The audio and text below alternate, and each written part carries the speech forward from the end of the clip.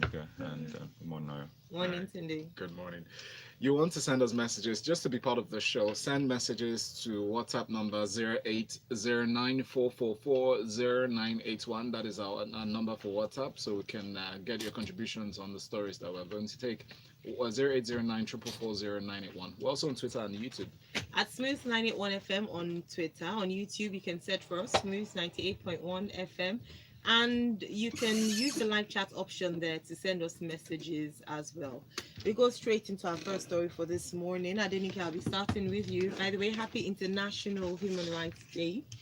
And we have this one here from this newspaper. NAMI becomes Federal Inland Revenue Service Chair, according to reports here. Actually, yesterday we had taken the headline, even though we didn't go into detail of the story, that Babatunde Fowler's term was coming to an end, and there's speculations as to if he wasn't, the role allows you to serve for 2 terms, and he had only served 1 term, having been appointed in 2015, and they're wondering if he would be reappointed by the president. Apparently, he wasn't, and we now have a new FIRC boss. Please, can you take us through this story? FIRS. Oh, FIRS. What did she say? FRS. FIRC. Oh, okay. FIRS. Don't be all Thank mix it you. up. I think that it's very necessary for me to start the story by saying he was not sacked. Mhm. And I was appalled at the many headlines, yesterday. And the very first one I read, I hurriedly clicked to say, "Oh, was there a sack?" There was no sack anywhere. It was basically his tenure wasn't renewed, and like Ayo mentioned, he's subject to a 2-term if at the expiration of his first tenure there is a renewal, and that's what happened. Well, Mohammed Nami has been appointed as a new chairman of the FIRS, and he's a well-trained tax, accounting, and management professional with highly rated qualifications and professional practice and licenses from relevant professional bodies, and almost 3 decades of practical work experience in auditing, tax management, and advisory and management services to clients in the banking, manufacturing, services, and public sectors, as well as non-profit organizations. And it's very necessary to say this because I remember one of the first replies I saw to it was, I was like, "Have you guys read Fowler's CV?" So let's see how this pans out. But I think that more instructive to me about the story is the fact that sometime last year or so we had heard that he was sacked, and that the indications were that the government wasn't excited about tax collection, and it was in the news, and then we all waited anxiously for the reply, and then the reply came, and then he mentioned very clearly to them that, look, it might seem like we haven't collected, because there was a window, I think 2015 to 2017 or something of that sort, and Abba Kyari had signed, there was a query actually signed in Abba Kyari's name, and just in case you don't know who he is, you're new in town, he's the chief of staff to the president. And Fowler actually replied to that query, explaining that the tax collection actually surpassed past efforts and attributing the decline in revenue between 2015 and 2017 to recession and the fall in oil prices. Well, the appointment of the new chairman is still subject to approval by the Senate, and the president also approved the composition of a board for FIRS. And the FIRS Establishment Act provides that, and I'm quoting, "The executive chairman shall be appointed by the president subject to the confirmation by the Senate." So let's see, fingers crossed, if he's approved, if his appointment is what's confirmed or not confirmed, we'll take it up from there. But it wasn't an automatic renewal, and I like that Fowler also did state that in his, write that in his statement, saying that he served. And to be very honest, like him or hate him, he did well, he didn't do well. From Lagos State, from LIRS to FIRS, he has served the country. And, time will tell if his memories will be lofty or otherwise. Right, so would you rate him a pass mark for his efforts? Why are you putting me on the spot like this? I actually want to say percentage. So pass mark is actually just... Okay, let's say percent on a scale of 1 to 5. Just because of the years that he has put there, maybe 2. 2. Wow. Wow, that's you then. I'm very nice. I don't want to give you my script. That's 50%. No, That's that's good. them up to 50%. No, I said two, She two and said a two and a half. half. I did say Okay. so. Over five. five, I yeah. think that's Okay. what. All right. Okay, let's move on to our next story. But thank you so much, Adenike, for that. We go on to roads, infrastructure, and Tunde. Federal government owes contractors 306 billion naira, says the Minister of Works and Housing, Babatunde Fashola. He said this in, while he was hosting a group. And he mentioned about, because we're talking about putting tolls on the road, on the highways, and he then compares it to subsidy and talking about the amount of money that they're owing contractors. Can you please take us through this story from the Punch newspaper? Sorry, as you were talking there, what came to my mind is, aren't they always hosting a group?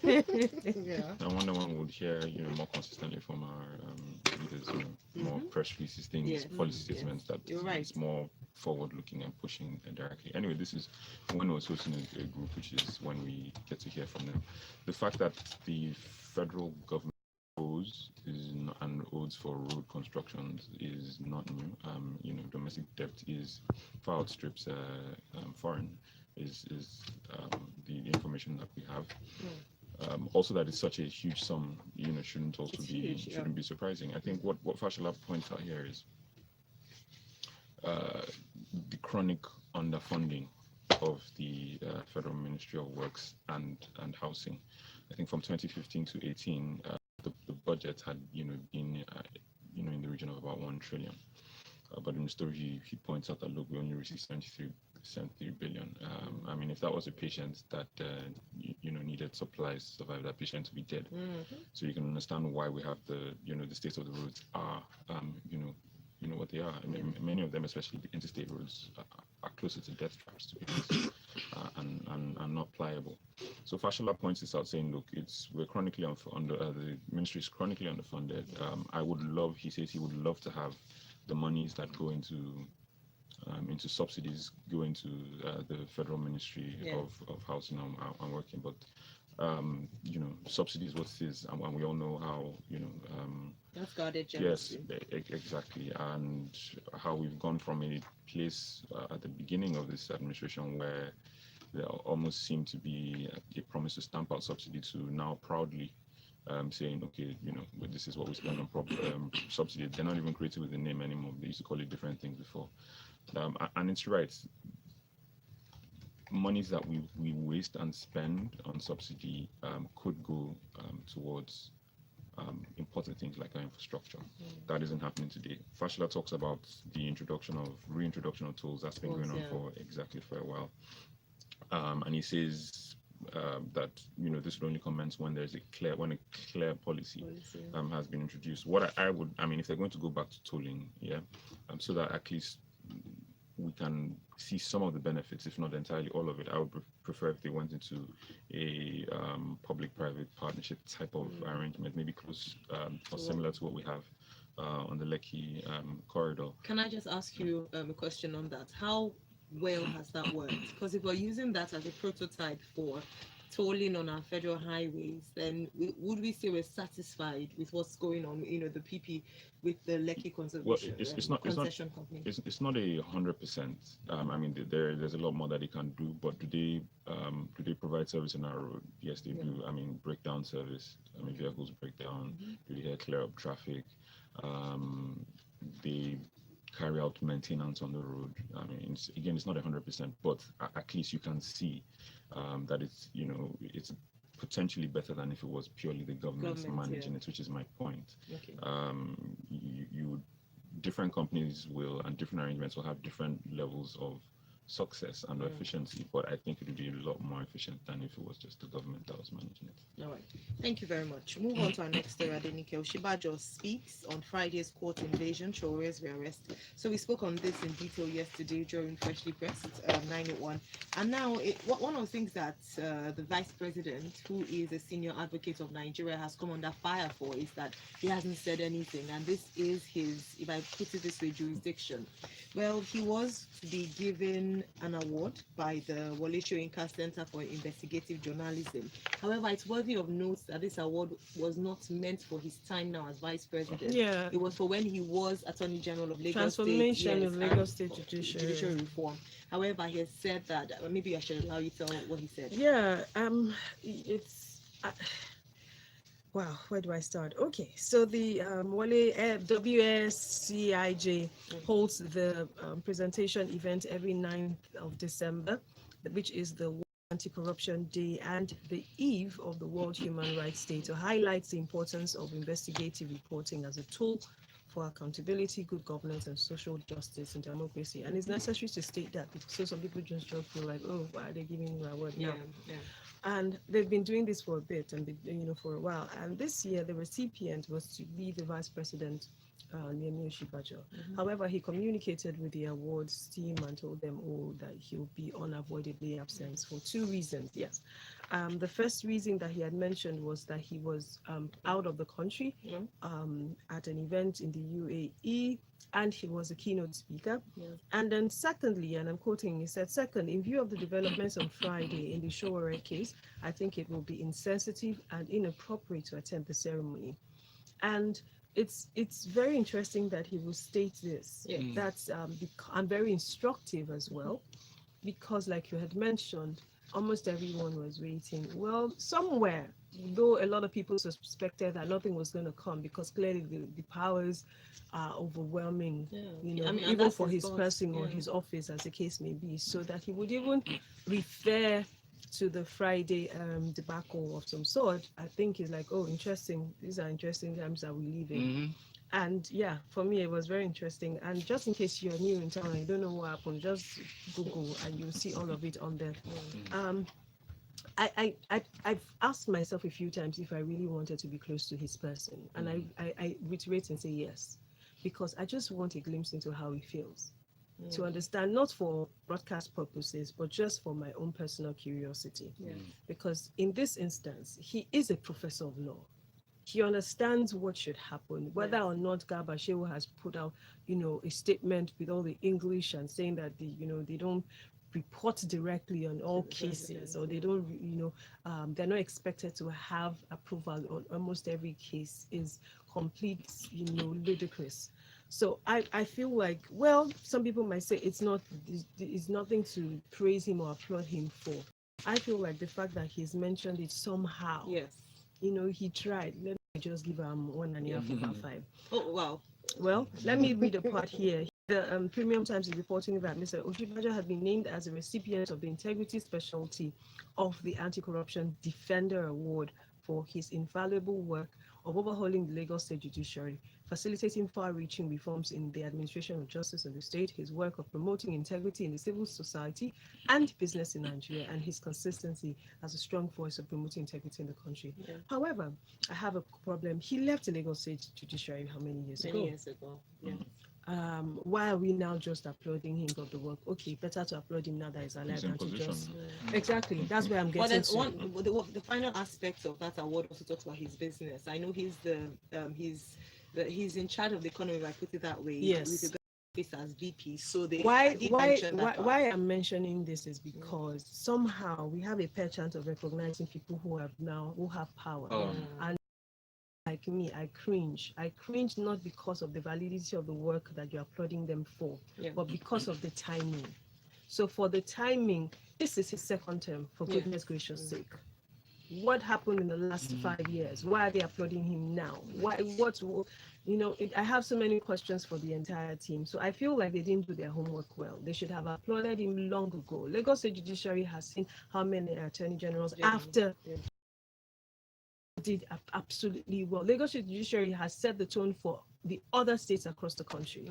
So I feel like the timing is wrong, and for that reason, it just will just probably sweep this as saying people have come again. All these, there are many awards to people in power. So yeah. All right, thank you. It's important to note that he says he's not attending, but he accepted the award. Yes, he's not attending, but he accepts the award. Let's go through a few messages here from on WhatsApp. It says it's always milking the people. The government should not only remove the fuel subsidy, but cut down on the fat allowances they award themselves and put the money into infrastructure to better the lives of people. Hi from Ojo, thank you.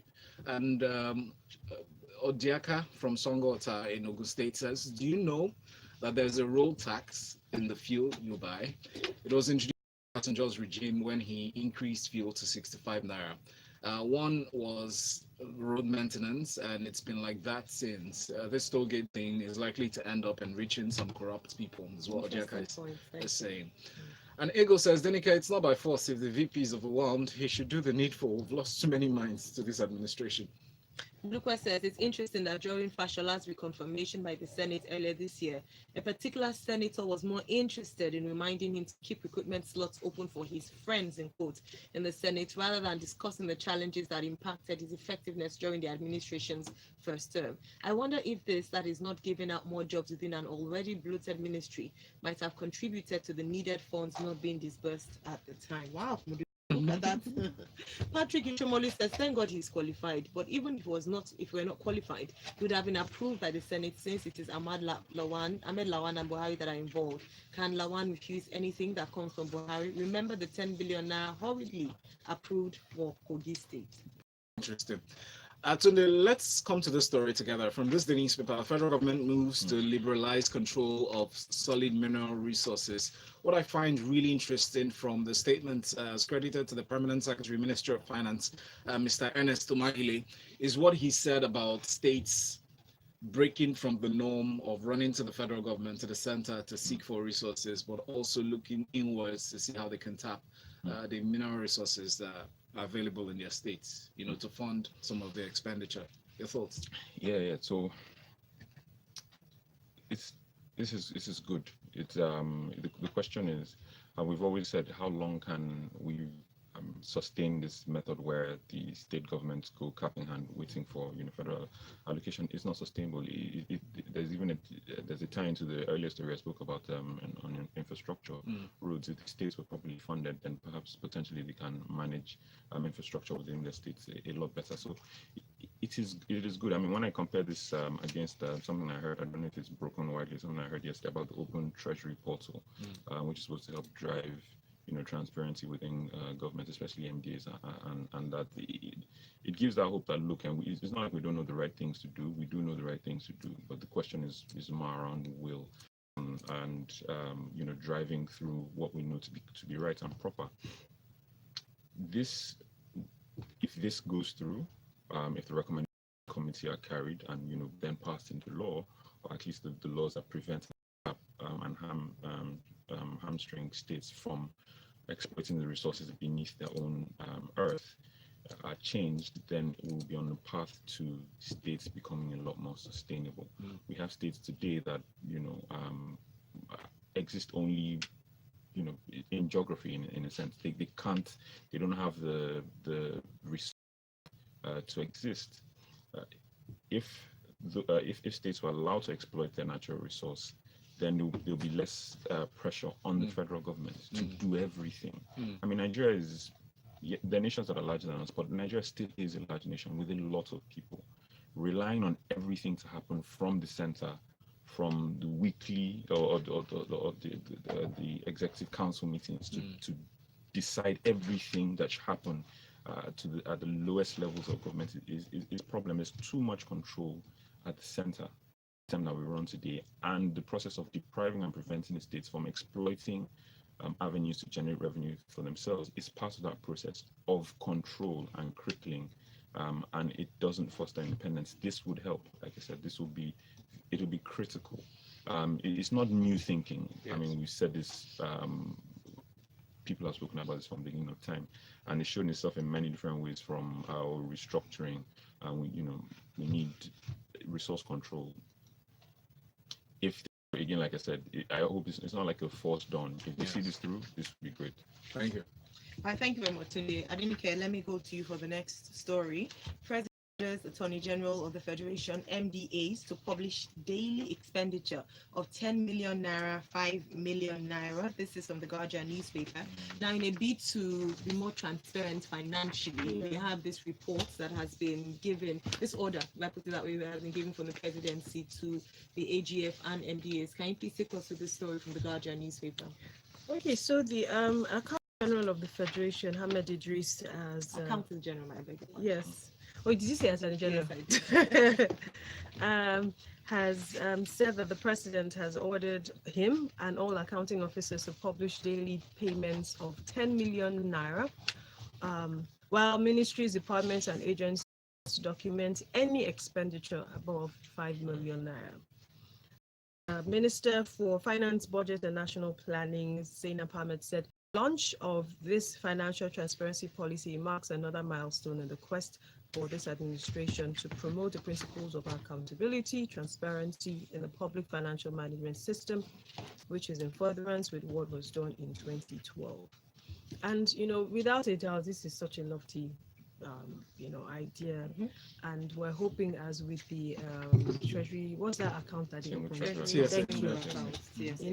As with that, we're hoping that this will also cut down a lot of mismanagement, as the case may be. It's bound to meet most resistance of some sort, and what that reminds me of is ASU. ASU, we don't want, some people started to come out when Christmas. Exactly. So it's a good thing, but I'm hoping that they will follow through, and any ministries, departments or agencies that do not comply should be penalized, whoever it is that is heading, maybe a suspension, maybe a query, or whatever. It's interesting that we're having to do this in 2019. Better late than never. Exactly. Better late than never. The president has reiterated that the monthly fiscal accounts detailing fiscal performance of the federal government must be done within 14 days from every end of every month. They also said that the reports from the MDS must also be done within a 7-day period at the expiration of the previous month. So bad versus bad, 30-day, 31-day months. By the 7th of the next month, the books of accounts in this regard must also be published. The AGF and all accounting officers must also publish their quarterly financial statements, and stated that the AGF must publish the annual general purpose financial statement, while all public sector entities are to publish their individual entities. So that you're in public sector, you have to do it just shows, it's reflective of, let's see where the money is going, let's see what you're spending, let's see what's coming in, let's see what you're using, what we're giving you to do. It will cut down a lot. It's going to expose a lot more. And I remember somebody on Twitter, someone said, a lot of our fathers will not accept, because if you think about it, a few days ago or a few weeks ago, I was talking about civil service and how a lot of us are children of civil servants. And somehow down the line, it just started to feel like some parents could not afford to send their children to the abroad. Some parents started to send their children to the abroad. And so those of us that did not go abroad started to ask questions. How come this family are able to fund this lifestyle, knowing full well that both parents are civil servants and did not have businesses that they were running? So we started to raise questions, and now a lot of us are saying, okay, are you sure that if this was not implemented when our fathers were working, a lot of the things that we swept under the carpet will not be revealed? So Thank you, Adenike. Thank you very much. Keep your messages coming into WhatsApp 0809 444 0981. Also log on to YouTube, subscribe to our channel so you can be part of the show and see what's going on in the studio. You can also watch via Instagram Live at Valentine Ohu. Our next story today from the Guardian newspaper. Guardian reports that the Senate panel Akpabio face-off over NDDC. That face-off is getting messier by the day. Today, we have this report that they were trading words. First of all, the interim management committee that's set up to oversee the governance of the NDDC before a new body is inaugurated has alleged that the Senate committee on NDDC have been paid 1 billion naira monthly for their services as consultancy fee. There's also another allegation by the senators that Akpabio is running down the company and is also asking him to defend some sums that were allocated. That he should explain to Nigerians how the sum of $91 million and 6 billion naira that were in the agency's coffers at the time. At the time was brought under his supervision, how those funds have been expended. Like you said, it's getting messier, but it's dragging on, and in the end, it will disappear from the news cycle for a while, as it has. This is bringing it back in a sense, because remember when there was the talk about constituting the board and and all the arguments around that, but we're still where we are, moving forward. Huge sums are missing. People have been told to explain. All these explanations are going on. We still know that money is the things that we should treat with urgency. We have these back and forth to the Senate. It's the Nigerian story, right? And sadly so. It really, is there anything else to it?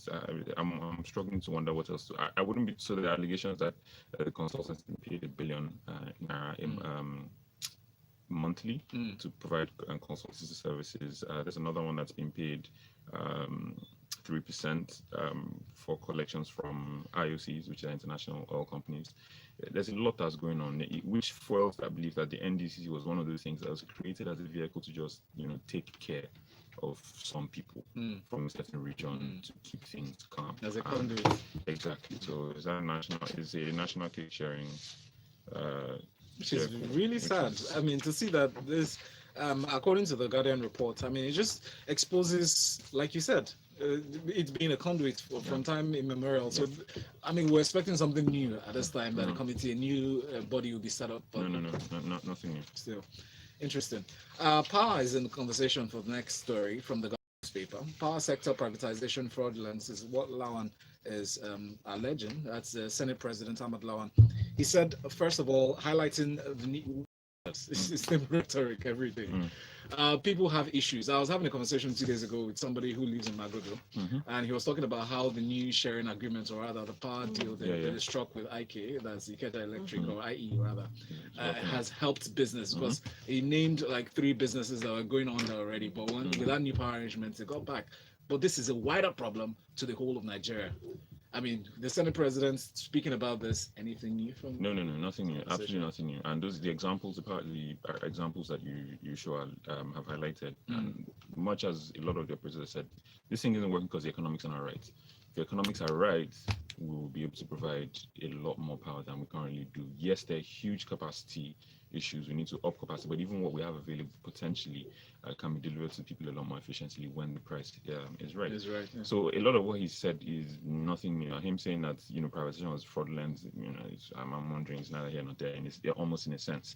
But what I would like to focus on, however, is he points out that look, I want to remind us that we have signed on to the African Continental Free Trade Agreement, right? So we signed this agreement, which says we will be open, we will accept goods from outside. It's like you join a club, right?